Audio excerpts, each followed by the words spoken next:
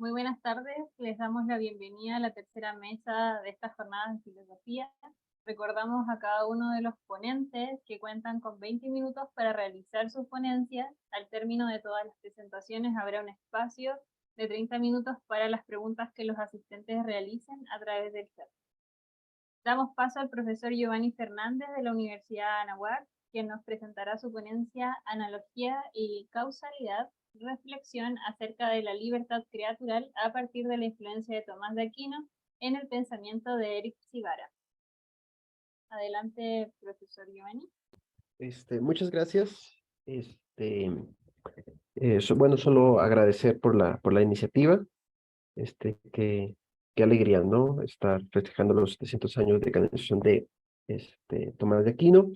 Y bueno, yo voy a leer el trabajo que preparé, y un poco el reto que tengo es que mi ponencia es el intento de resumen de un texto más amplio que intentaré publicar.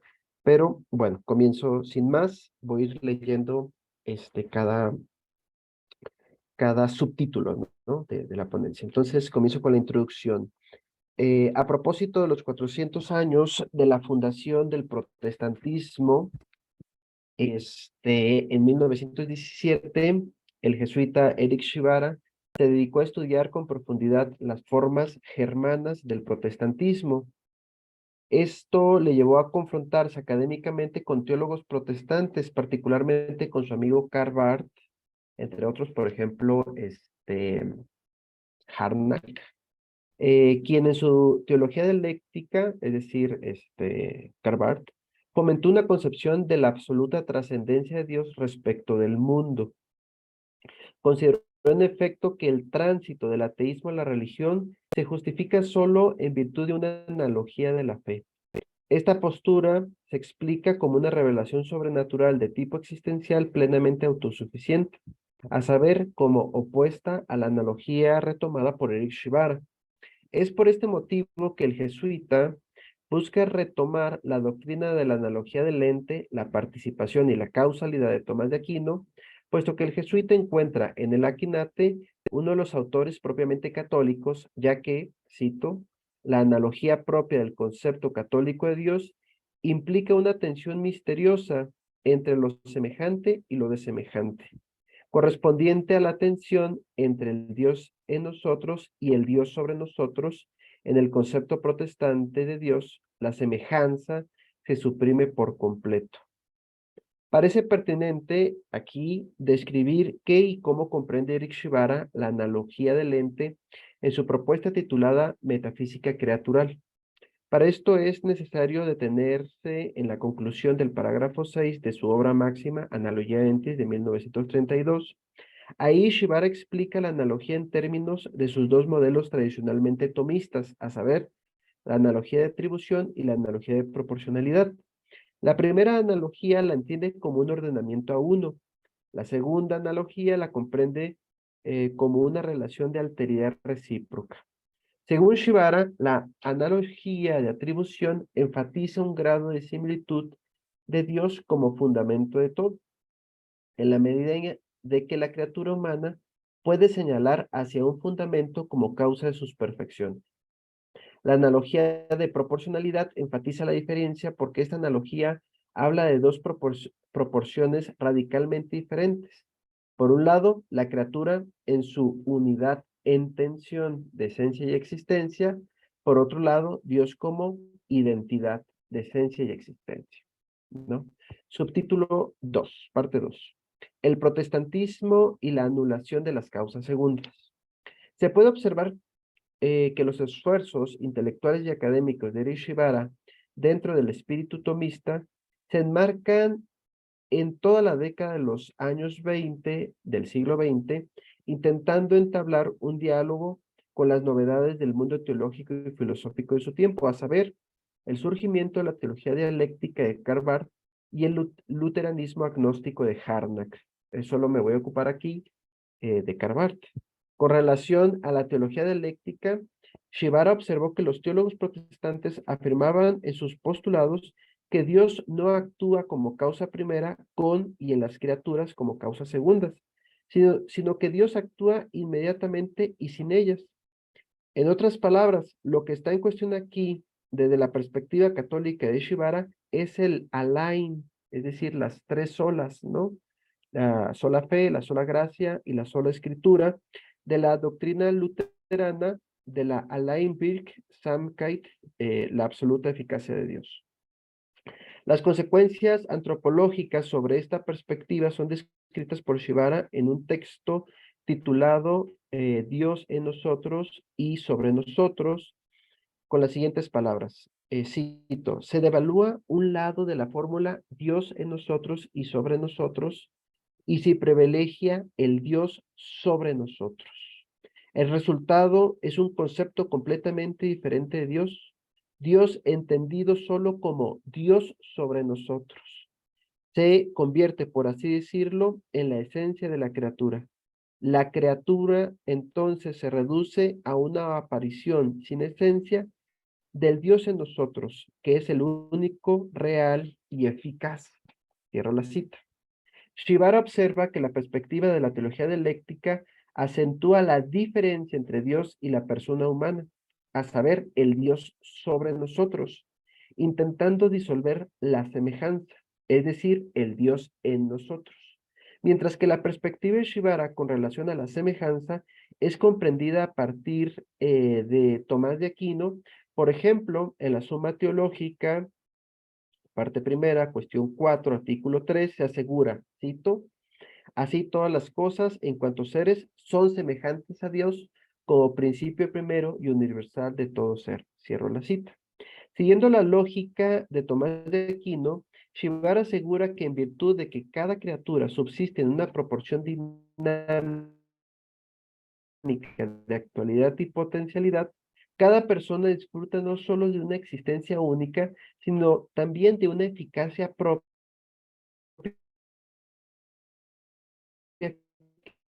que es, como asegura Aaron P. de la relación entre la eficacia divina y la humana es en última instancia no contrapuesta, sino que es hospitalaria para un cosmos constituido de causas secundarias que se expresa como libertad de las criaturas. Shivara lo afirma del siguiente modo. Debido a que toda la creación está totalmente fuera de Dios originalmente, por lo tanto, no hay dilema entre el acto divino y el acto de la criatura, como entre dos entidades igualmente autorizadas e independientes que se enfrentan entre sí. Pero toda verdadera independencia de la criatura es de Dios hacia acá, de modo que el dilema aparente es el misterio de Dios, el creador mismo. Cierro cita. En resumen, tanto la eficacia divina como la eficacia de las criaturas se encuentran de diversas maneras a lo largo de la tradición cristiana, pero el jesuita considera que el punto más alto de la doctrina tomista de la eficacia criatural es la llamada teoría de las causas segundas. Shivara, siguiendo la Quinate, considera que la trascendencia de Dios no es un infinito negativo para la libertad del ser humano, que aniquila los esfuerzos de las criaturas finitas, sino que es una distancia positiva, ya que la Quinate observa que la omnipotencia divina y la eficacia de las criaturas no se oponen, sino que la criatura opera por derecho propio. Shivara cita con aprobación la concisa formulación de Tomás de Aquino, cito, por la eminencia de su bondad, la primera causa da a otras cosas no solo su existencia, sino también el poder de ser causas mismas. Cierro cita. Así pues, en Analogia Entis, Shivara se esmera en presentar la doctrina de las causas secundarias bajo el esquema predicativo de la Quinate, a saber, vía positiva, vía negativa,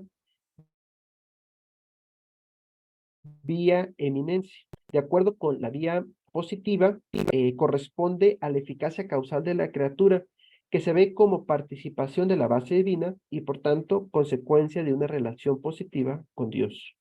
La vía negativa corresponde a la alteridad negativa entre criatura y creador, en virtud de la cual el poder de la criatura aparece como nada al lado del poder de Dios.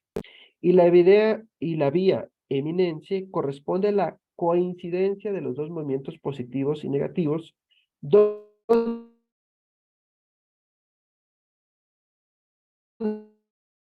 obviamente distinta a la de Dios. Ahora bien, como causa secundaria, la criatura representa una síntesis tanto de la semejanza positiva con Dios como de la alteridad y diferencia negativa de Dios. Con lo anterior, Fidel considera que la causalidad secundaria resulta ser la contraparte rítmica de la estructura. En otras palabras, si la analogía entis encuentra su expresión más conmovedora en el principio de causalidad secundaria, y la causalidad secundaria encuentra su expresión más conmovedora, a su vez, en el principio de libertad personal de la criatura. Esta libertad tiene diversos aspectos porque el ritmo del acto divino deja intacta la alteridad de la criatura. Ahora, básicamente, en la siguiente parte de mi participación, voy a explicar lo que dije, ¿no? Intentando, sobre todo, traer a colación la contribución de Eric Shibara como intérprete de Tomás de Aquino. Se titula El es real, dador de fundamento, y el es creatural. Después de describir y explicar cómo aparece la problemática de la causalidad y la analogía en Shibara, es decir, cómo la recuperación de Tomás de Aquino se ubica en el desafío de atender los excesos del protestantismo, ahora en este apartado se pretende explicar la relación de los conceptos de causalidad y participación con la finalidad de esclarecer qué comprende el jesuita por libertad. Recogiendo lo dicho hasta aquí y siguiendo el esquema metafísico propuesto por Eric Shibara, se pretende poner de manifiesto la dinámica propia de la realidad desde el método del jesuita manifiesto en el parágrafo 6 de la analogía entis, con la finalidad de explicar la relación justo entre participación y causalidad. En este orden se pueden encontrar tres movimientos constitutivos de lo real que se puede titular del siguiente modo: analogía inmanente, analogía trascendente y analogía inmanente trascendente. A la vez, estos tres movimientos constan de dos tendencias internas. La primera se llama retorno y la segunda se titula hacia. De modo que también será necesario tener en cuenta las tendencias internas de cada una de estas analogías. La analogía inmanente también se llama analogía intracreatural. Consiste en poner de manifiesto la dinámica descendente del fundamento como causa que participa ser y que a la vez funda la posibilidad del movimiento ascendente. En palabras de Shibara, por la analogía en lo inmanente creatural, formulamos analogía intracreatural. Es característica decisiva que por necesidad interna remite más allá de sí a la analogía trascendente. Cierro cita. En el movimiento de la analogía intracreatural, el ente se descubre perfecto según su grado de participación. Y digamos, esta es una parte bastante importante de la analogía intracreatural, justo porque lo que estoy intentando afirmar es que el es de la criatura tiene suficiente contenido o suficiente densidad para poseer eficacia propia. Sobre este asunto, Rafael Luciani considera que la dinámica descendente es una estructura ontológica de la realidad constituida por gradaciones que parten del principio y fundamento. Este tipo de analogía salva la eminencia del ipsum esse subsistem como principio respecto a los entes, es decir, Shibara afirma que no existe univocidad en el orden del ser como tampoco en el orden del decir. Solo la analogía salva la eminencia.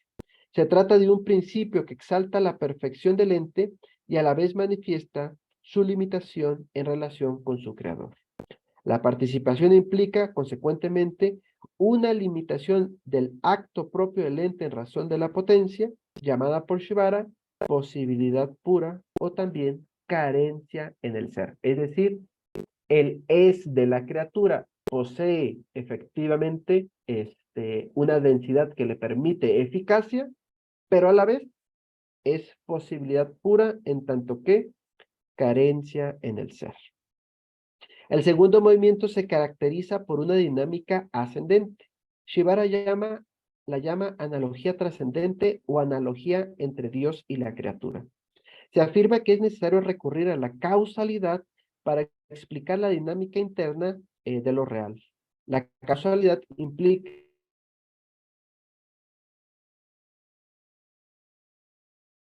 fundamental en este sentido es el fundamento como esse per essentiam, mientras que el efecto es esse per participazione.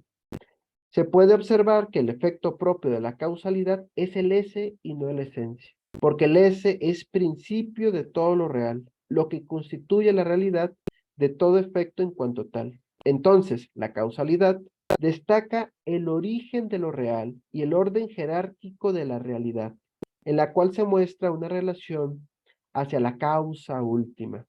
En palabras de Shibara, este movimiento consiste en que el fundamento como es, con mayúscula, no requiere del es de la criatura, con minúscula, puesto que la relación de lo fundado consiste en estar referido al fundamento y no al revés. Se trata de un movimiento, me quedan 5 minutos, ok. Se trata de un movimiento que radica sobre todo en la independencia libre del fundamento. Es decir, Shibara acentúa que este movimiento indica la dinámica propia del fundamento. Esta dinámica versa en crear desde un es infinito, de modo que la causa última se puede definir como es, con mayúscula, real, dador de fundamento, meta y sentido. Además, Shibara llama a la causalidad última en analogía entis, dador libre independiente, y al efecto lo llama posibilidad deveniente real. Me voy a la conclusión y la titulé Movimiento Exitus Reditus.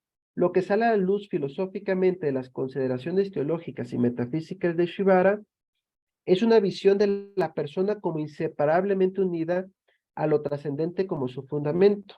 Así pues, la criatura humana es vista dentro del horizonte del movimiento Exitus Reditus, en que el mundo no es, cito, un conjunto de naturalezas invariables, sino un proceso decididamente dinámico, en que cada ente está definido por el hecho de estar en el camino hacia la plena autorrealización, cierro cita, y en que se da una cierta identificación de la fuente y del fin que configuran el movimiento progresivo Dei ad extra.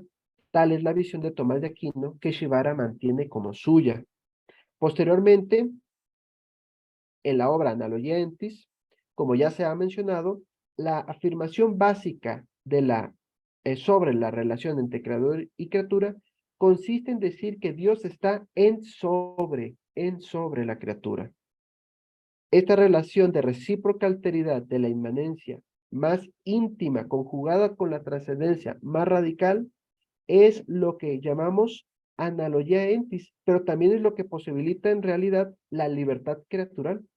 La relación entre ser y devenir que define lo criatural constituye la denominada analogía inmanente. Se puede observar a partir de Rodrigo Núñez que en la analogía entis, al igual que en otra obra de Shibara, Filosofía de la Religión de la Teología Católica, el esquema de Tomás de Aquino de Exitus Reditus, donde la criatura se comprende como un ser que en cada instante le debe todo el acto a su creador. Es decir, la potencia de la criatura no es algo posible en y a partir de sí, sino que en el fondo es la posibilidad que se origina en la libertad de Dios.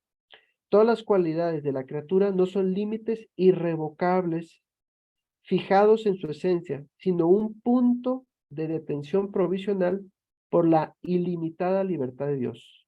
Por lo cual, cada potencia de la criatura carece de fundamento hasta el punto de estar abierta hacia una disponibilidad ilimitada frente a Dios mediante la potencia obediencial.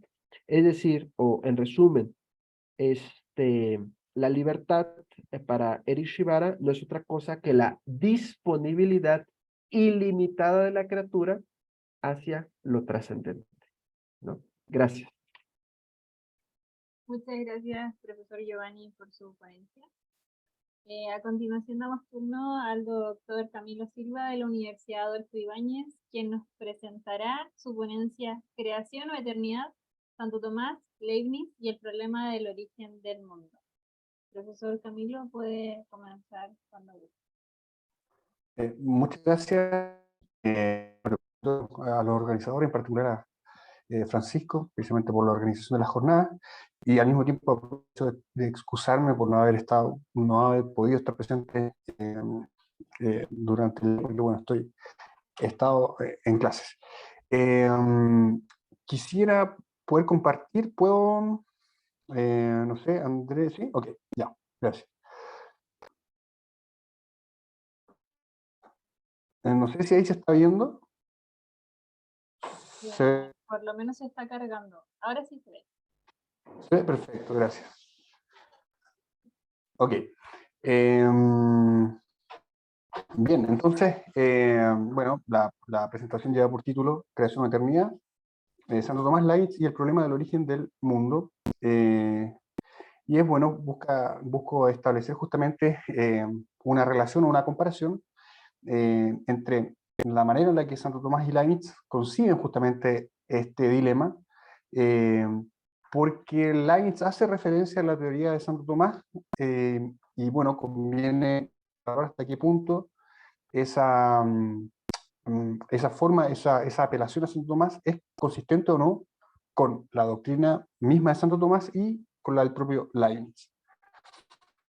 Bien, primero para contextualizar, bueno, sabemos obviamente que en este dilema confluyen la filosofía, la teoría y la ciencia, y entonces, bueno, aquí hago rápidamente un recorrido histórico de manera retrospectiva. En primer lugar, sobre la cuestión del dilema y la creación temporal y eternidad del mundo en la historia, podemos encontrar la obra de Richard Sorabji, Time, Creation and the Continuum, así como una obra reciente por Ex Nihilo, justamente, que ambos abordan de manera histórica las distintas doctrinas filosóficas y científicas sobre el problema de la creación. Luego, desde un punto de vista ya más científico y contemporáneo, sabemos que, bueno, la cuestión de la creación aparece en la teoría del Big Bang, en particular de la reflexión de Stephen Hawking, y en particular del principio antrópico, y esto está reportado en el libro que es una antología de Barrow y Tipler, de Anthropic Principle, y asimismo un artículo de Rudnicki de 1990, no voy a entrar obviamente en detalle. Y en cuanto a la filosofía, bueno, sabemos que el dilema es abordado por Kant a modo de antinomia en la crítica a la razón pura, en los pasajes que ahí señalo. Bueno, ¿y qué pasa entonces en la filosofía moderna para ir directamente a Nietzsche? Bueno, sabemos que existió una disputa al interior del racionalismo con relación a la relación entre Dios y el mundo. Descartes, como se puede desprender de dos de sus cartas a Mersenne, del 15 de abril y del 27 de abril de 1630, sostiene que el mundo es creado por Dios y que esta creación obedece meramente o depende de la facultad de la voluntad. Es lo que llamamos el voluntarismo teológico de Descartes. Y por lo tanto, Descartes cree que el mundo sí es una creación divina. Frente a la posición de Descartes, aunque paradójicamente basado en sus postulados, Spinoza cree que al haber una única sustancia, y que esta única sustancia es la naturaleza misma, Dios tiene que ser espiritual y materialmente eterno, es decir, es causa sui. Bueno, también conocemos muy bien esta doctrina, por lo tanto, a diferencia de Descartes, cree que el mundo no es creado, sino que justamente es eterno. Y en tercer lugar tenemos la posición de Leibniz, que piensa contra Spinoza que el mundo sí es creado, pero que no es el resultado de la mera voluntad de Dios, y esta es una tesis, obviamente, contra Descartes. Entonces Leibniz adopta una posición, me parece, intermedia entre Descartes y Spinoza, y que está muy bien reflejada en este pasaje de la Teodicea, una obra tardía de Leibniz, que yo mismo aquí traduzco, en la que Leibniz dice: Dios es la primera razón de las cosas, es necesario que esta causa sea inteligente, pues este mundo que existe siendo contingente, y habiendo igualmente una infinidad de otros mundos que pretenden igualmente la existencia, tanto como aquel, resulta necesario que la causa del mundo considere o se relacione a todos los mundos posibles para determinar la elección de uno de ellos. Y esta consideración o relación de una sustancia existente con respecto a simples posibilidades no puede ser otra cosa que el entendimiento que contiene las ideas de tales posibilidades. Y determinar la elección de una de ellas no puede ser otra cosa que el acto de la voluntad que elige.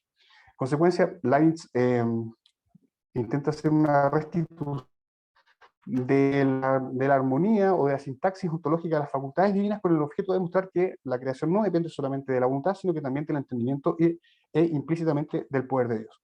Entonces, de esta manera, Leibniz se aleja al mismo tiempo de Spinoza y de Descartes. Ahora bien, como es de esperar, esta doctrina aparece en la obra de Leibniz para su teoría de la sustancia o de las monadas. Aquí cito algunos pasajes, como el del discurso metafísico, donde Leibniz dice: ninguna sustancia podría comenzar sino por creación, ni perecer sino por aniquilación, concediendo entonces o suponiendo la doctrina de la creación divina. En la Teodicea dice algo similar: Dios produce las sustancias de la nada y las sustancias producen sus accidentes a partir de los cambios de sus límites. Y finalmente, en la monadología dice: las monadas no podrían comenzar ni terminar sino de una sola vez, es decir, ellas no podrían comenzar sino por creación, ni terminar sino por aniquilación, en lugar que aquello que es compuesto comienza y termina por partes. Bueno, lo compuesto es obviamente, Leibniz aquí se refiere al cuerpo, mientras que las monas sí son creadas por Dios. De aquí un último pasaje que está en la Teodicea igualmente, que Leibniz generaliza a partir de un uso de un léxico más amplio su teoría de la creación. Dice: todas las almas entelequias o fuerzas primitivas, formas sustanciales, sustancias simples comunas, o como sea que las queramos llamar, no podrían nacer naturalmente ni perecer. Las modificaciones se encuentran en un cambio perpetuo, mientras que la sustancia simple permanece. Bien, eso simplemente para ilustrar la posición de Leibniz respecto de la creación aplicada a su teoría monadológica. La pregunta es, ¿cómo Leibniz define o entiende de manera un poco más precisa la creación en términos de sus condiciones de posibilidad? Y lo dice justamente de manera muy sucinta, pero al mismo tiempo reveladora, sostiene que la creación, entendida como es necesario, no es tan difícil de admitir como uno podría pensar. De alguna manera, ella está envuelta en la noción de la dependencia de las criaturas. Entonces la pregunta es aquí, como señalaba anteriormente, si esta condición, esta dependencia ontológica, es una condición necesaria o suficiente para englobar la posibilidad de la creación divina. En este sentido, a mí me parece que Leibniz suscribe dos la segunda de las cuales yo solamente voy a enunciar porque no voy a entrar en los detalles de ella. La primera es que Leibniz asume un reduccionismo fuerte.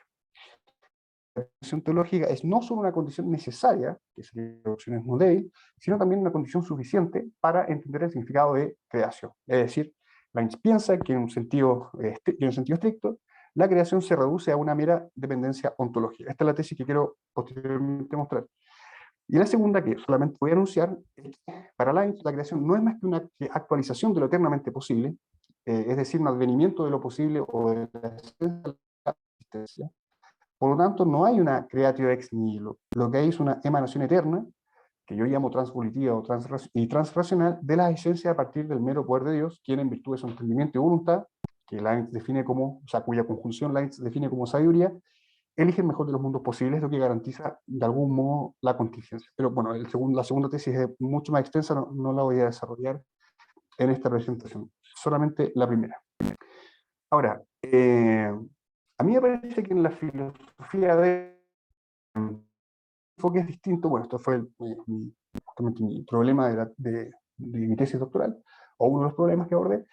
A mí me parece que en la filosofía de Leibniz o en la metafísica de Leibniz hay tres enfoques con respecto a la creación. Un enfoque dogmático, según el cual la creatio ex nihilo es una verdad filosófica y teológica a la vez. Hay un enfoque crítico en la que Leibniz sugiere que hay una contradicción y que más aún no es compatible, no es compatible con ni se funda en la religión. Por lo tanto, este enfoque crítico es una respuesta al enfoque dogmático. Y como resultado de esta de la asunción de ambos enfoques, surge un enfoque escéptico ya más tardío en su obra, que consiste en decir que es indecidible si el mundo es el resultado de una creación ex nihilo o bien si es eterno.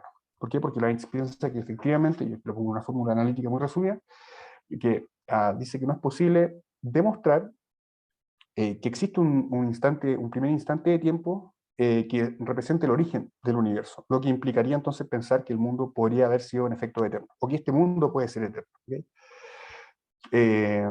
Bien, entonces parto con el enfoque dogmático y voy a mostrar en qué medida este enfoque dogmático pareciera reflejar, piensa Leibniz, la posición de Santo Tomás. La tesis es que todas las cosas, en consonancia con los pasajes que yo ya había citado previamente, Leibniz dice, todas las cosas son creadas a partir de la nada, no de una materia preexistente en algún momento, ya que la materia también es creada. Esa es la tesis que Leibniz defiende, me parece a mí, a partir de dos argumentos, entre comillas, un primer argumento analógico basado en la comparación con el sistema binario o el cálculo diádico, que consiste en sugerir que del mismo modo en que todos los números pueden reducirse a la combinación del 0 y el 1, el mundo mismo también es una especie de combinación entre la nada, el 0 y Dios, que representaría el 1. Y ahí, bueno, yo cito un conjunto de cartas en los que precisamente Leibniz intenta validar esa analogía. Y el segundo argumento es un argumento basado en un silogismo disyuntivo implícito, que consiste en señalar de manera abreviada que o bien el mundo es creado o bien es eterno. Leibniz considera como primera premisa, como segunda premisa, Leibniz considera simplemente que la eternidad del mundo es absurda y por consiguiente tenemos que aceptar la hipótesis de la creación. Ahí yo cito el pasaje en cuestión.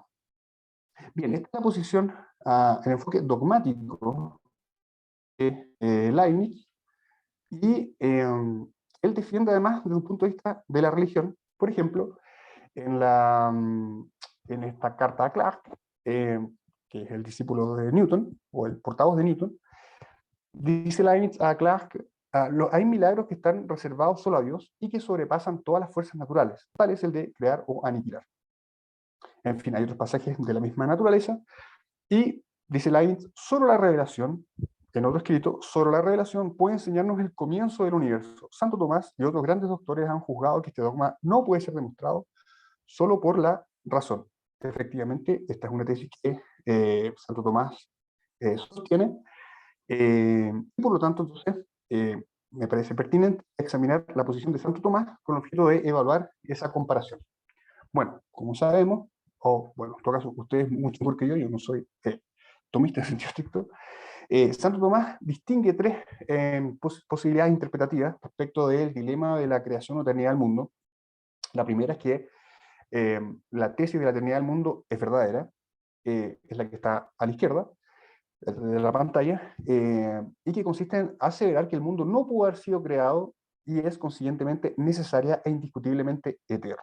Esta posición es rechazada por Santo Tomás porque él piensa que precisamente contradice el dogma de la fe. Le parece, por lo tanto, una posición uno debiese descartar de inmediato. La segunda posibilidad es que existe una necesidad de creación, o yo lo llamo de esta manera, que consiste en sostener que el mundo es creado y la eternidad del mundo es imposible. Santo Tomás rechaza también esta posibilidad porque la suposición de que Dios no haya podido crear el mundo implica limitar su omnipotencia. Por lo tanto, aquí hay una razón teológica por la cual Santo Tomás pretende invalidar esta segunda posibilidad. Y finalmente tenemos una tercera posibilidad, que es la que justamente él va a sostener, que es la contingencia de la creación. El mundo es creado, pero podría haber sido eterno. Santo Tomás suscribe esta posibilidad porque, a diferencia de las dos anteriores, es conforme con la fe, la limitación de la omnipotencia de Dios. Esa es la posición a sostener de manera uniforme a lo largo de sus escritos. Yo me voy a referir solamente al libro de las sentencias y a la obra, al opúsculo que está consagrado a este problema, que es sobre la eternidad del mundo, sin considerar otros pasajes igualmente importantes como la Suma Teológica, la Suma contra Gentiles, en fin, en donde Santo Tomás aborda también el problema. Bien, en el libro de las sentencias dice Santo Tomás, todo lo que es excepto Dios ha comenzado a ser, pero Dios habría podido, sin embargo, producir las cosas de toda eternidad, de manera que el hecho de que el mundo haya comenzado no puede ser demostrado, sino que debe ser aceptado y creído en razón de la revelación divina. Es muy probable que Leibniz se haya referido justamente a este pasaje. Y aquí Santo Tomás cita un pasaje del Génesis: en el comienzo Dios creó el cielo y la tierra. Y yo adhiero a esta posición, dice Santo Tomás, yo no creo que pueda aportarse un argumento demostrativo con respecto a esto. Es decir, la verosimilitud de la está fundada entonces en la fe o el dogma.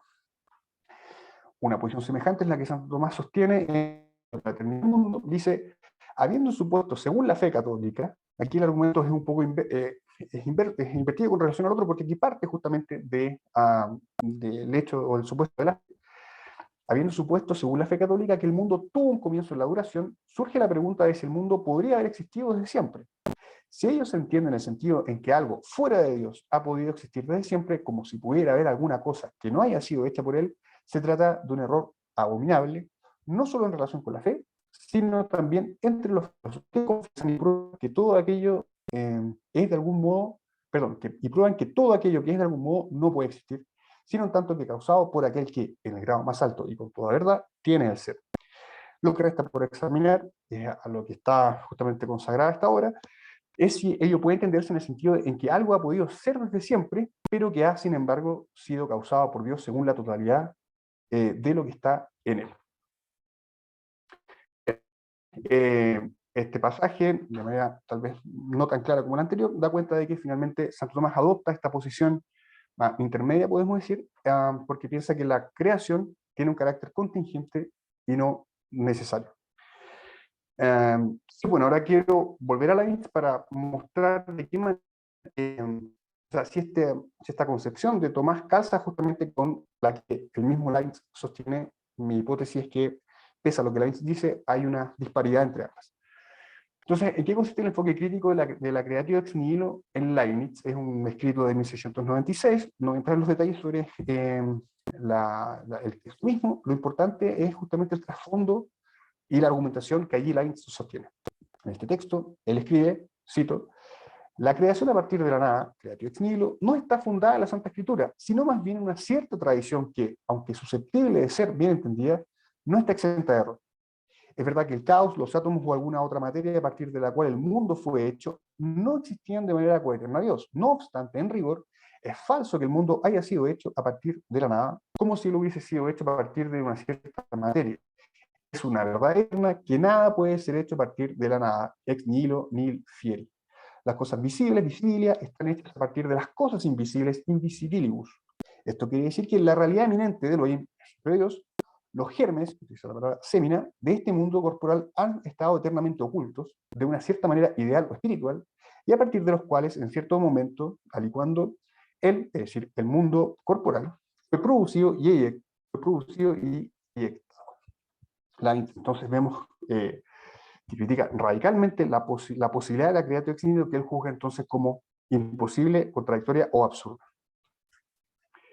Y paralelamente a esta estrategia dialéctica de considerar desde un enfoque crítico la posibilidad de la creatio ex nihilo, Leibniz suministra o aporta otros argumentos que tienden a hacer prevalecer la posibilidad de la eternidad del mundo.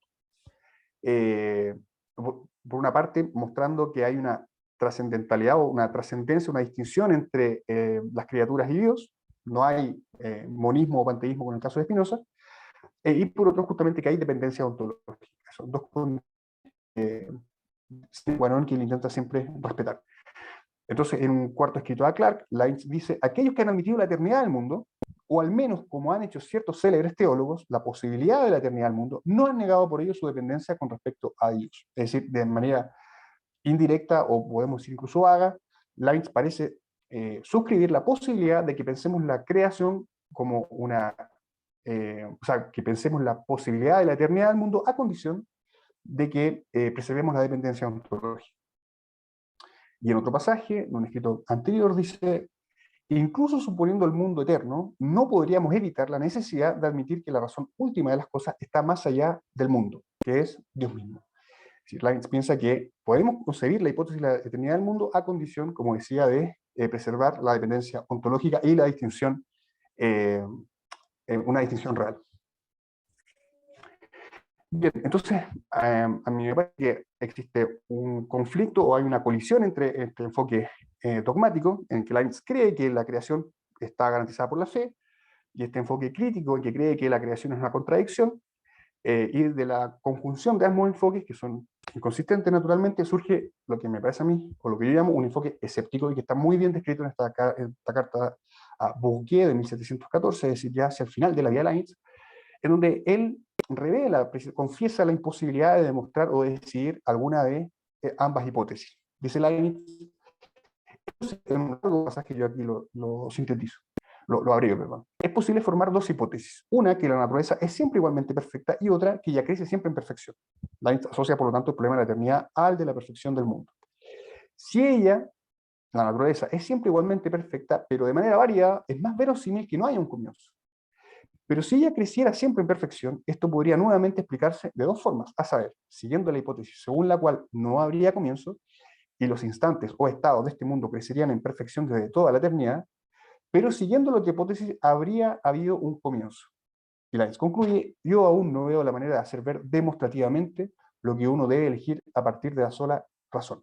Es una posición no muy distinta a la de Santo Tomás, esta, aunque en un contexto filosófico más amplio, diferente.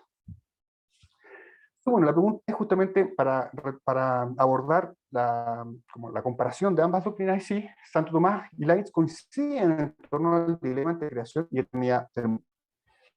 En principio podríamos decir que, dado que Santo Tomás, como el mismo Leibniz, sostiene que es indemostrable que el mundo es creado, parece razonable pensar que ambos coinciden en una posición que podríamos llamar dogmático fideísta. Es decir, es verdad que el mundo ha sido creado por Dios, pero sin poder ser demostrada, esta verdad está fundada en la revelación y la fe, como Santo Tomás afirma de manera invariable, y como Leibniz afirma a partir de su enfoque dogmático.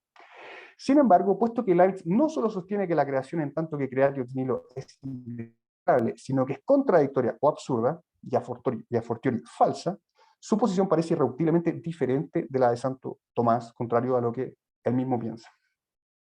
Y aquí hay un cuadro comparativo en que yo intento mostrar que finalmente esta divergencia en el modo de entender el dilema obedece a algo que escapa, o que está más allá de la reflexión, de la mera reflexión filosófico-metafísica del dilema, sino que guarda relación con la manera en que Santo Tomás y Leibniz entienden la conciliación. Ambos son conciliadores de la razón y la fe. Para Santo Tomás, la verdad de la creación temporal del mundo es indemostrable racionalmente y no se sustenta sino en la fe. Y lo que hace entonces Santo Tomás es someter la razón a la fe. ¿En qué consiste su manera de proceder para sugerir el carácter contingente de la creación? Bueno, el mundo es creado o es eterno, CM o M, lo abrevio así.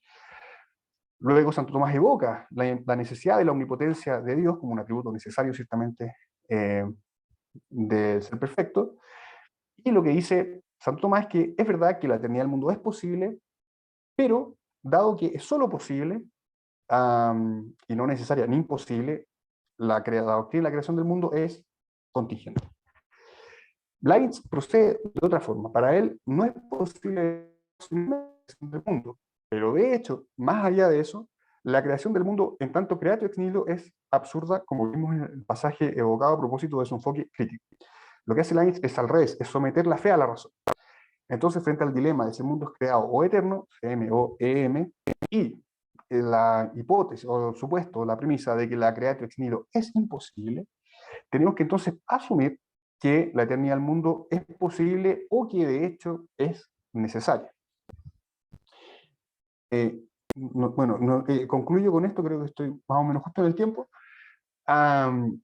Bueno, la conclusión es simplemente para recordar o enfatizar puntos importantes de la comparación. En primer lugar, la doctrina leibniziana de la creación parece reflejar una intersección entre el fideísmo de Santo Tomás, el emanatismo plotiniano, que también ciertamente está presente en Santo Tomás, pero me parece a mí como en Leibniz, y finalmente en el esencialismo de Scotto. Leibniz es un crítico de Duns Scoto, pero creo que a veces la crítica de Leibniz a Scotto no es suficientemente justa o pertinente, y que uno debiese, pienso yo, reevaluar esa crítica, al punto de que uno podría ver en la metafísica de Scotto una parte integrada dentro de la metafísica de Leibniz. O sea, aquí yo lo sugiero todo de manera como al paso, y más bien de manera sugestiva. En segundo lugar, para Leibniz, el modelo que describe la relación entre Dios y el mundo es un emanatismo o emanatismo, lo que refleja y coincide con la hipótesis de la eternidad del mundo. Leibniz, hacia el final de su vida, sobre todo, hace alusión a la posibilidad o a la tesis de que las monadas emanan de Dios, o que los pensamientos emanan de la sustancia, o que las monadas son como fulguraciones de la divinidad. En fin, utiliza una serie de conceptos para graficar esta tesis. Y, por último, a diferencia de Santo Tomás, Leibniz concibe la conciliación entre fe y razón como una relación asimétrica en que la razón parece sobre fe y no al revés, como sugiere o como parece pensar Santo Tomás. Esa es mi presentación, así que muchas gracias por su tiempo y por su atención. Muchas gracias, doctor Camilo Silva, por su ponencia. Ahora damos paso al magíster Francisco Ormazábal, de la Universidad de Navarra, quien nos presentará su ponencia titulada Dos cristianos frente al Islam, Santo Tomás de Aquino y el pseudo-Quino. Por favor, Javier, puedes Bueno, ¿se me oye bien? Sí, se escucha bien. Sí. Vale, pues en primer lugar, muchas gracias por esta invitación y por la oportunidad. Yo pues ahora les quiero compartir un texto que fue fruto de unos encuentros con un sacerdote experto en Islam que he tenido el honor de conocer en Jerusalén. Y bueno, me disculpo por la oscuridad de este cuarto, pero son las 12:20 aquí y bueno, las 12:10. Bueno, algunas de las obras de Tomás de Aquino tienen que ver con su relación con la cultura y la religión islámicas. Por ejemplo, la Suma contra Gentiles está, dice en el texto, destinada a quienes deben predicar en tierras islámicas. Y el tema con que abre Tomás de Aquino su obra es el de la relación entre fe y razón, que tanto conflicto había despertado en la Facultad de Artes de la Universidad de París, especialmente a causa de los defensores del averroísmo. En cuanto al Islam como objeto directo de la reflexión tomista, sorprende no encontrarse en su obra ninguna referencia ni citas concretas a textos musulmanes.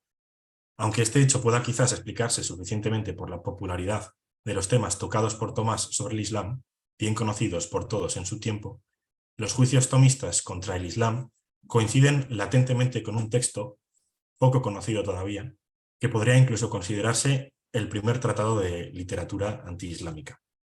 En primer lugar, es más que probable que Santo Tomás conociera bien las críticas de San Juan Damasceno contra el Islam, pero éstas carecen de la sistematicidad que sí puede encontrarse en el texto del Pseudo-Quindi. Se trata de una curiosa obra, un epistolario en el que el musulmán al-Hashimi intenta persuadir a su amigo cristiano de que abandone su fe y abrace la religión mahometana. Esta llamada apología, transmitida en círculos cristianos, reúne dos cartas de longitud desigual. Al-Hashimi se contenta con presentar el Islam e intentar hacerlo atractivo para la conversión de su amigo. Al-Kindi, por su parte, comienza refutando las afirmaciones de su corresponsal antes de pasar a presentar el cristianismo sistemáticamente. Esta correspondencia habría tenido lugar en la época del califa al-Mamún, en el año 813 al 834, y es algo muy probable si se considera la amplitud de miras de este califa en concreto. Esta obra de Al-Kindi nos sirve sin duda para comprender en mayor profundidad el juicio tomista sobre el Islam. Los nombres de los protagonistas de este epistolario sugieren que podrían ser seudónimos o incluso personalidades célebres. El personaje cristiano se llama Abd al-Masih ibn Ishaq al-Kindi, que significa siervo de Cristo, hijo de Isaac, de la tribu de Kinda. El interlocutor musulmán se llama Abdallah ben Ismail al-Hashimi, traducido como siervo de Alá, hijo de Ismael del clan de Hashim. Estos nombres también podrían indicar que se tratan simplemente de figuras simbólicas o arquetípicas. Pero los nombres no se quedan en algo meramente anecdótico si se cae en la cuenta de que, mientras que la Biblia designa a Isaac como el descendiente prometido por Dios a Abraham, los musulmanes consideran que Ismael es uno de los antepasados de los árabes y que en compañía de Abraham, su padre, reconstruyó la Kaaba, que es ese prisma situado en la mezquita de la Meca. Es interesante observar la clase de argumentos empleados en este intercambio por al-Hashimi. La primera carta comienza con al-Hashimi declarando que conoce perfectamente la religión cristiana y diciendo que la doctrina de los monjes nestorianos es lo que más se acerca a lo que los musulmanes afirman. No es de extrañar, puesto que la doctrina nestoriana, considerada herética por la Iglesia, negaba la divinidad de Cristo, algo que también puede encontrarse en el Corán. Al-Hashimi anima a su amigo a llevar a cabo la Guerra Santa. Sin embargo, no es esto lo que Al-Hashimi juzga como el factor central de su religión. El elemento más atractivo de su fe, explica, es el paraíso prometido por Alá. Este paraíso es descrito siguiendo muy al pie de la letra el texto coránico. Se trataría entonces de un lugar en el que reinan los goces carnales, únicamente masculinos, es decir, un lugar de placer eminentemente sexual y gastronómico. Los anticipos de este paraíso, que pueden probarse, aunque mínimamente en comparación, en esta vida, son una suerte de propina por tener que atravesar la incómoda muerte a la que el hombre ha sido destinado antes de su destinación a la vida eterna. El más atractivo de tales anticipos, siguiendo el Corán, consiste en la posibilidad de tomar varias esposas, en lo posible no más de 4, y más aún, en la posibilidad de repudiarlas sin mayor repercusión legal si el esposo llegase a cansarse o arrepentirse de su decisión inicial. La presentación general que hace Al-Hashimi de su religión es, como podemos ver, una suerte de promoción. Ser musulmán es fuente de tantas ventajas que habría que ser tonto para no convertirse conociéndolas. En materia doctrinal, el punto en que más insiste Al-Hashimi es que para poder convertirse del cristianismo al islam, uno debe rechazar el dogma trinitario. A su juicio, y siguiendo el Corán, los cristianos vendrían a ser unos asociacionistas, puesto que asocian al verdadero Dios con otros ídolos. Al-Hashimi, como musulmán, no puede aceptar el dogma de la Trinidad porque, para empezar, interpreta literalmente la noción de hijo de Dios, que colisiona frontalmente con la imposibilidad de que Dios tome esposa alguna y engendre hijos. Dios no puede tener hijos porque no tuvo esposas, de modo que el dogma trinitario es una blasfemia, y Al-Hashimi se ocupa de dejar claro que semejante fórmula es un pecado que Dios no perdona. Es cierto que si leemos esta presentación críticamente, deberemos recordar en todo momento que fue escrita por un autor convencidamente cristiano, por lo que es esperable que la formulación del personaje musulmán no sea ni la más favorable ni la más extensa y elaborada. Sin embargo, también es cierto que todo el cuadro pintado por Al-Hashimi coincide palabra por palabra con la doctrina coránica.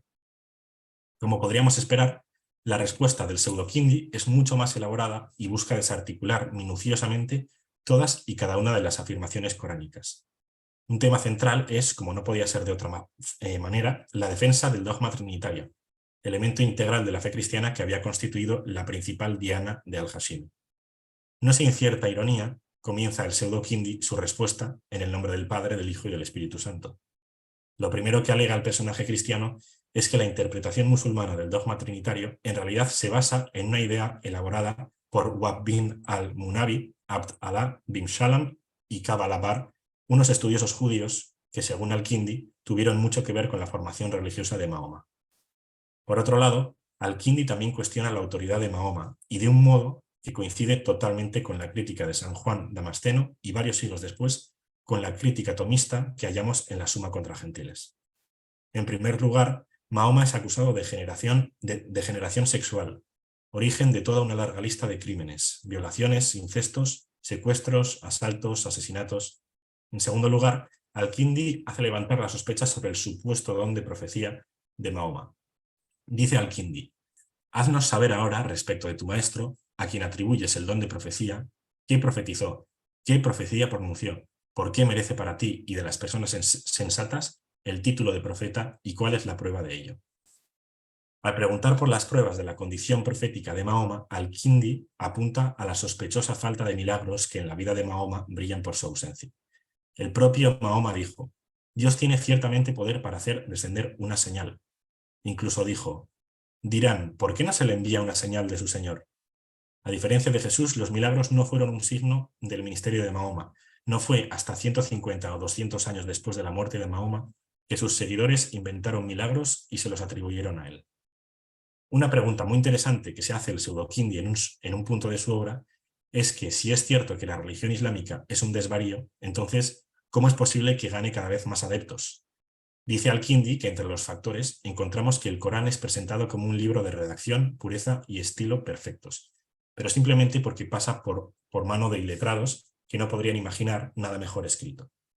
Dice Al-Kindi: aquellos que se han convertido son unos brutos, como los árabes no civilizados que llevan una vida de pobreza, de miseria y de ruda existencia en los desiertos. Esas personas, en el momento en que Mahoma hizo brillar ante sus ojos los ríos de vino y de leche, las variedades de frutos y la abundancia de carne y de comida, el reposo sobre lechos y colchones, el coito con mujeres, el servicio asegurado por sirvientes, quedaron profundamente impresionados y se sacudieron de alegría, creyendo haber obtenido finalmente aquello de lo que oían hablar, y se lanzaron al combate contra los persas para derrotarlos y apropiarse de todas esas cosas.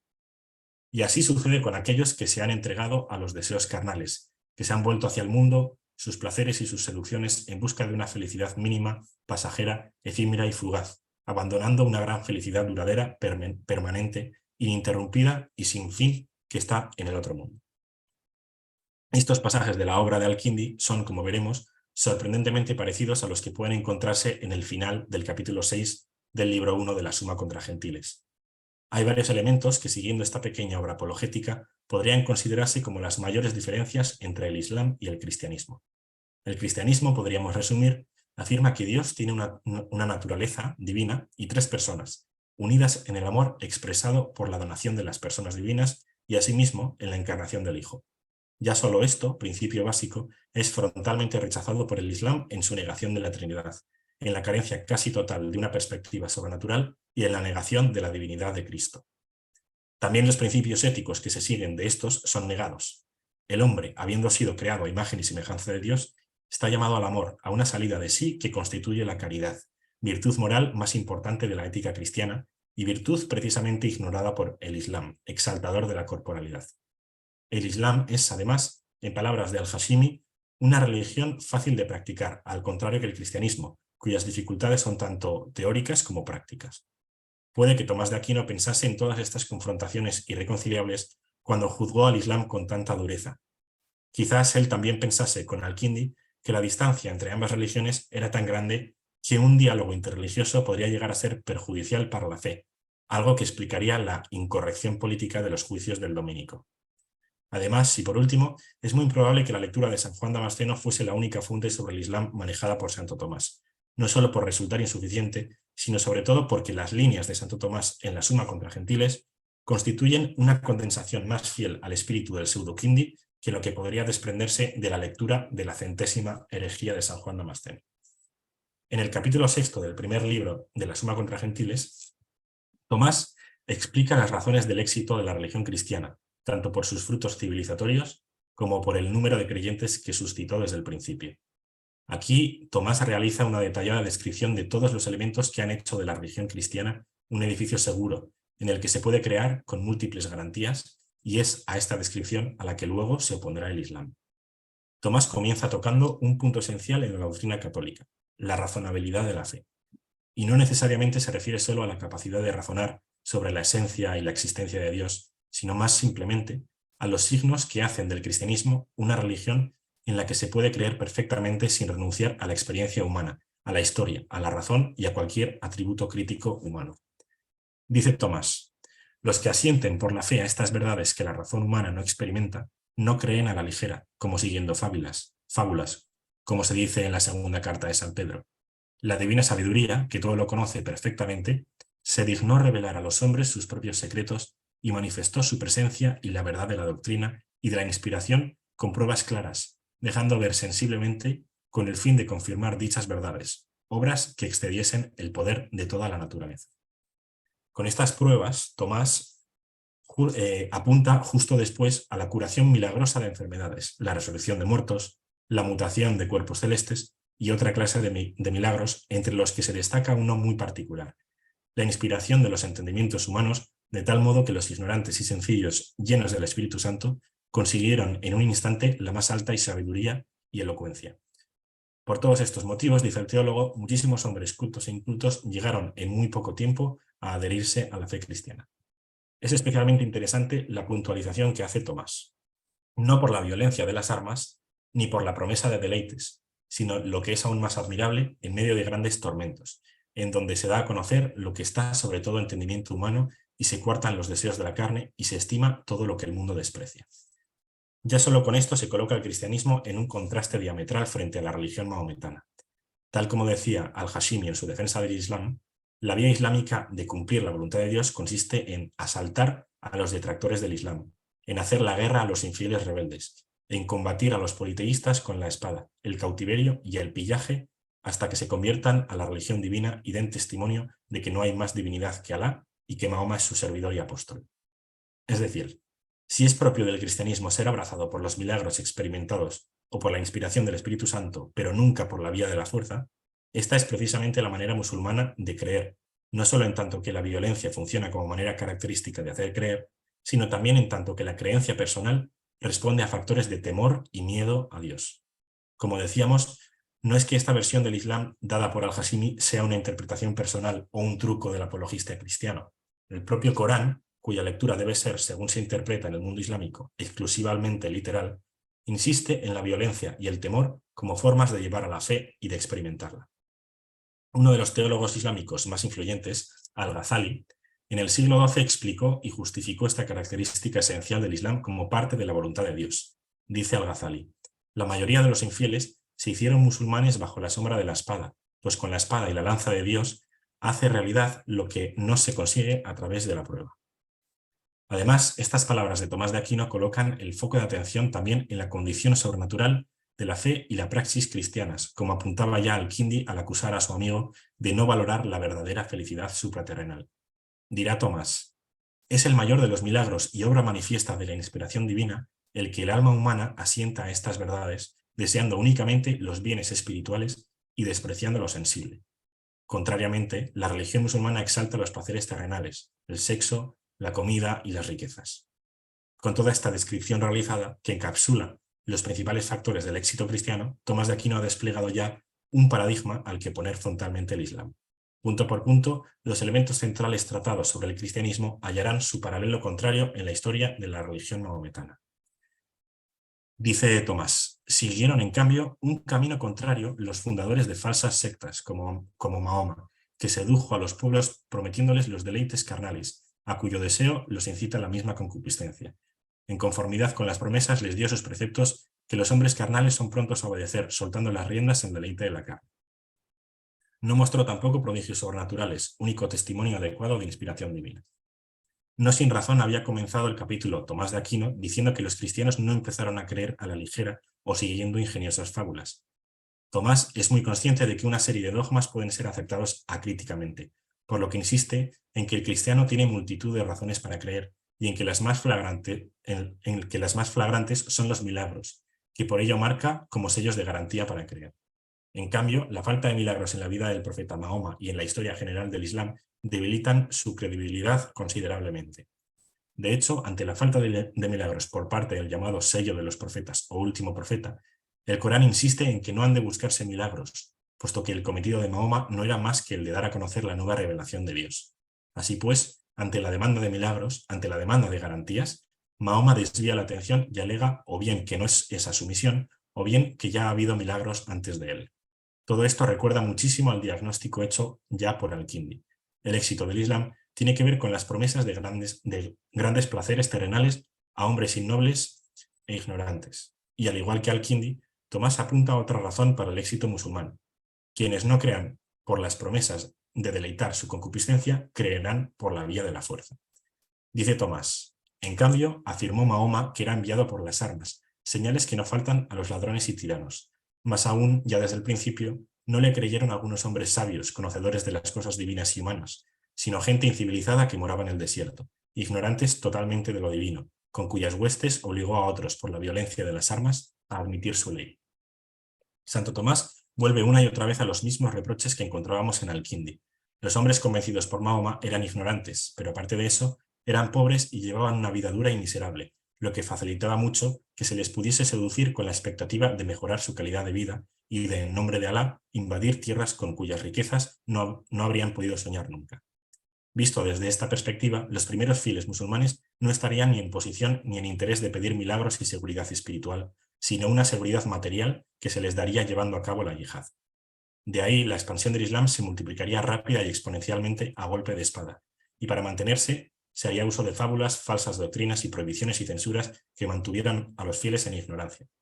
Dice Tomás: ningún oráculo divino de los profetas que le precedieron da testimonio de Mahoma, Antes bien, desfigura totalmente la enseñanza del Antiguo y Nuevo Testamento, haciendo un relato fabuloso como se ve en sus escritos. Por esto prohibió astutamente a sus secuaces la lectura de los libros del Antiguo y Nuevo Testamento.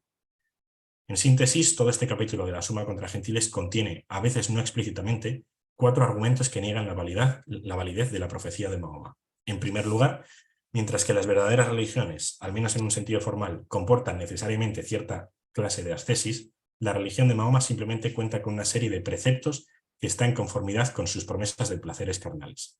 En segundo lugar, cabría esperar de una religión verdadera, ahora también en un sentido material, encontrar en ella pruebas sobrenaturales que testimonien a favor del intercesor entre Dios y el hombre. En tercer lugar, se espera del profeta de la religión que éste actúe acorde con la voluntad de Dios, o que lo intente, mientras que Mahoma mostró diversidad de crímenes hasta el final de su vida.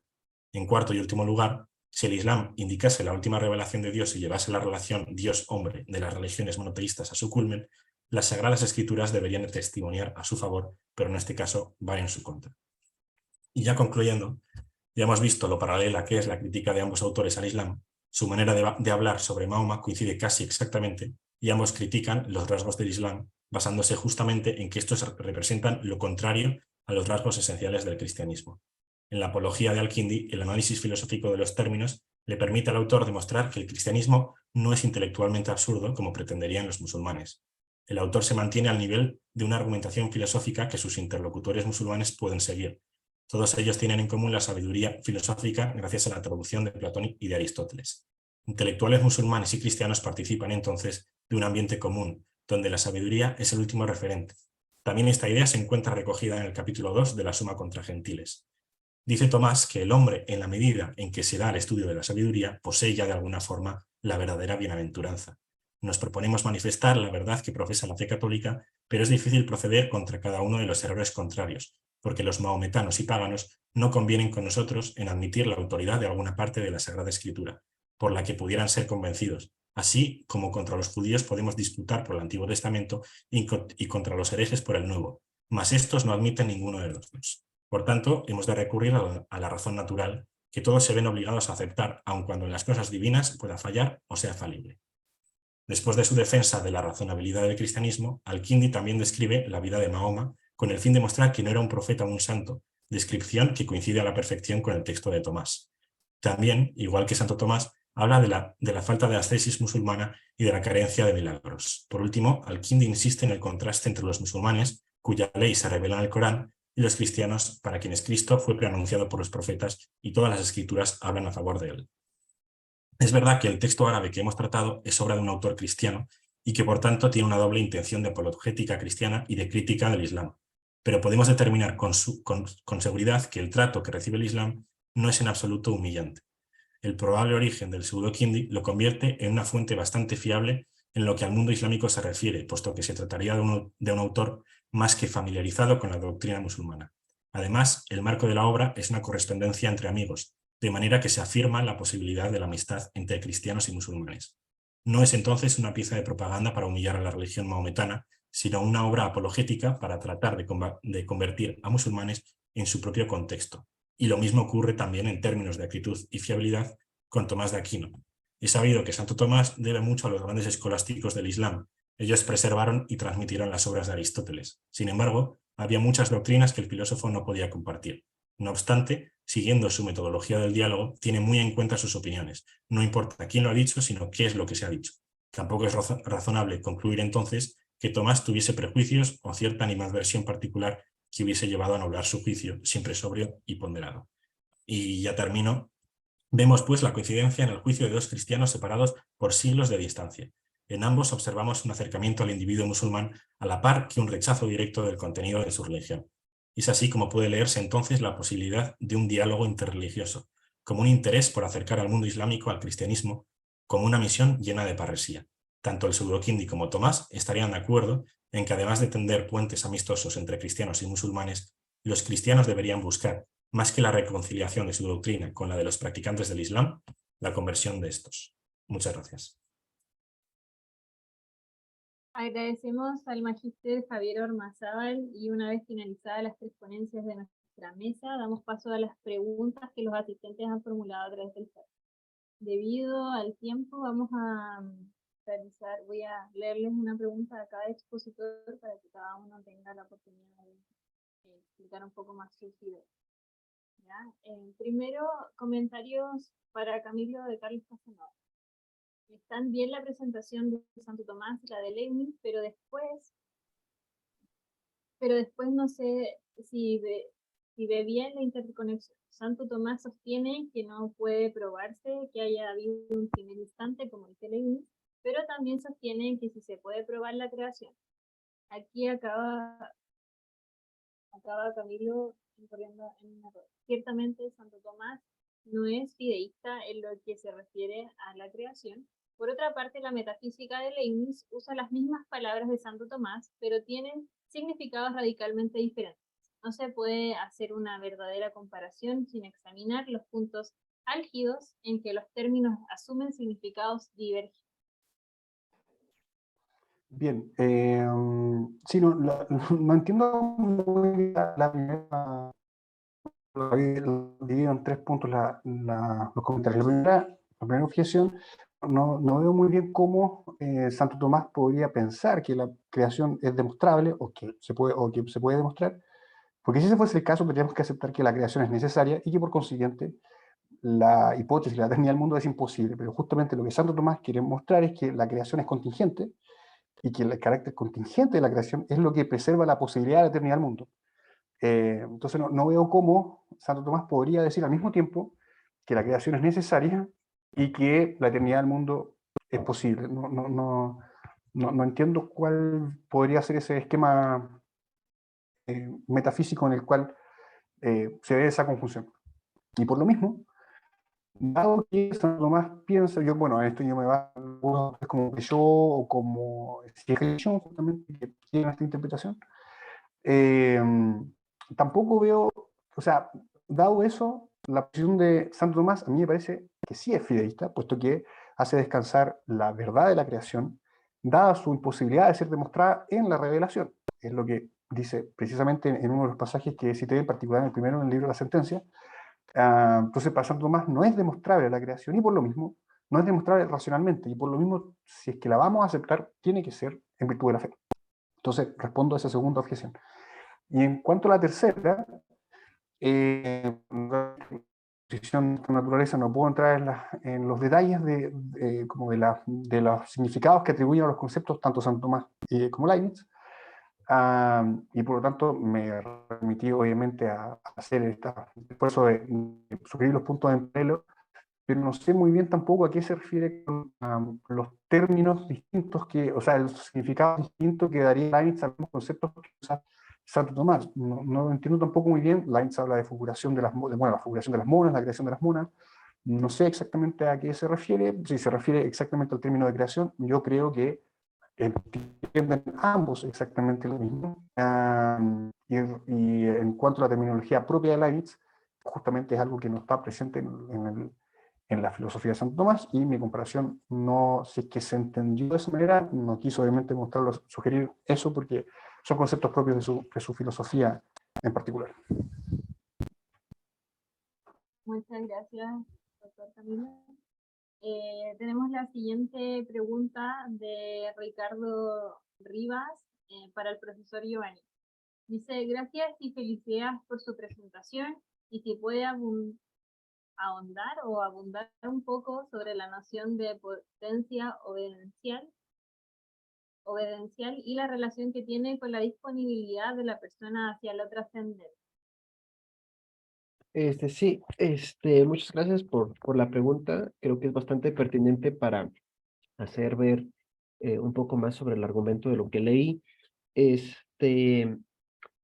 A ver, Shibara, con todo esto de la analogía inmanente, trascendente, analogía inmanente y trascendente, estos tres tipos de analogías, lo que quiere hacernos ver es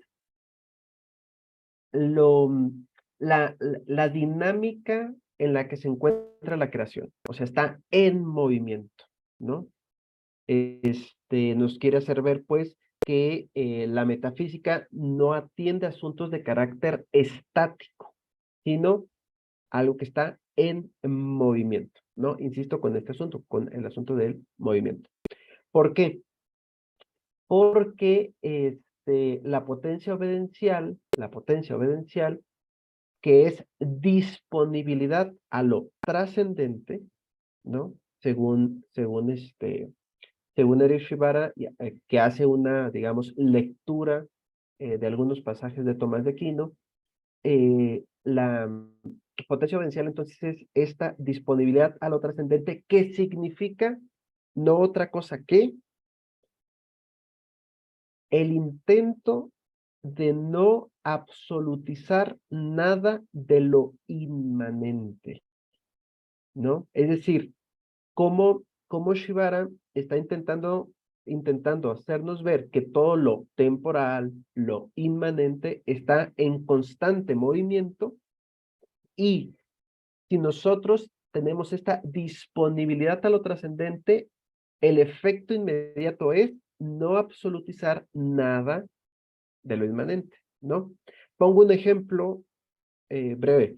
En nuestras sociedades tremendamente capitalistas y más o menos democráticas, podríamos decir, ¿no? O intentar absolutizar la política, la economía, el capitalismo. Pues bien, Shibara lo que nos estaría intentando decir es, hey, no absolutices nada de esto, tu disponibilidad tiene que ser con lo trascendente. ¿Cuál es el efecto inmediato de esto? Libertad. No absolutizar nada de lo inmanente es igual a libertad creatural, ¿no? Libertad creatural. Entonces, justo esta, digamos, podríamos de aquí rastrear una justificación de la religión para hoy. ¿Por qué es viable la religión hoy, ¿no? En sociedades más o menos democráticas y tremendamente capitalistas? Pues bueno, porque nos permite no absolutizar nada de lo temporal, nada de lo que en realidad es absoluto, ¿no? Entonces, bueno, por ahí podría ser lo que puedo aportar por ahora. Muchas gracias, profesor Giovanni. Ahora tenemos una pregunta para el magíster Javier Ormazábal. Muchas gracias de parte del profesor Solís. Dice Javier, por la excelente ponencia, gracias por la excelente ponencia. Tomás, el saludo aquí. ¿No reconocen alguna razonabilidad a la fe de los musulmanes? Otra pregunta, ¿consideras que su evaluación de la fe musulmana seguiría siendo vigente a la situación actual de esa religión? Bueno, pues muchas gracias por la pregunta. En el caso de Al-Kindi, él es mucho más cercano a la religión musulmana que Tomás, porque se encontraba en un momento en el que, de hecho, estaba en la corte de un califa, por así decirlo, abierto de mente o promotor de escuelas científicas, de escuelas filosóficas, etcétera, etcétera. En ese sentido, Al-Kindi reconocía pues razonabilidad a muchos musulmanes, pero falta razonabilidad a la religión musulmana como tal. Reconoce la razonabilidad del monoteísmo y de algunas consignas morales, pero no pues sobre todo su crítica es hacia el rechazo de la doctrina trinitaria y de muchas costumbres. Él juzga que, como algunos otros, que la religión mahometana se trata realmente de una herejía en la que se pervierte algo del contenido cristiano, separando del cristianismo todo lo que tiene que ver con las afirmaciones difíciles de aceptar o las más místicas, y quedándose con lo poco. En el caso de Tomás de Aquino, yo creo que diría yo que la posición es más radical, porque en tiempos de Al-Kindi, en el siglo VIII, todavía había mucho diálogo entre la religión musulmana y la religión cristiana, y también entre la religión musulmana y la razón y la filosofía y la ciencia, porque era un momento en el que había muchos califatos promotores de escuelas científicas, etcétera, y de hecho pues, se promovía también la traducción de obras ajenas al mundo islámico. Sin embargo, ya para el momento en el que Tomás de Aquino escribe La Suma contra Gentiles, se define universalmente en el mundo islámico que la única lectura que se puede hacer del Corán es puramente literal, y empieza a haber una lucha contra la filosofía como mundo en el que, como un mundo frente al cual la religión musulmana corre peligro de ser pues, puesta en jaque, ¿verdad? Entonces, esa sería mi respuesta. En el caso de Al-Kindi, por mera situación histórica, habría más aceptación de razonabilidad. En el caso de Tomás de Aquino, ya es de una época en la que el propio sistema de pensamiento filosófico se ha suprimido en el mundo del Islam. Muchas gracias, Javier, por tu respuesta. Bueno, agradecemos a los ponentes de esta mesa y a todos quienes nos han acompañado en este primer día de las jornadas de filosofía. Los dejamos invitados para mañana, desde las 10:15 horas, a nuestro segundo y último día de conferencias y ponencias. Agradezco nuevamente a nuestros 3 últimos ponentistas del día, y nos vemos. Ya con esto vamos por finalizar la mesa y las jornadas.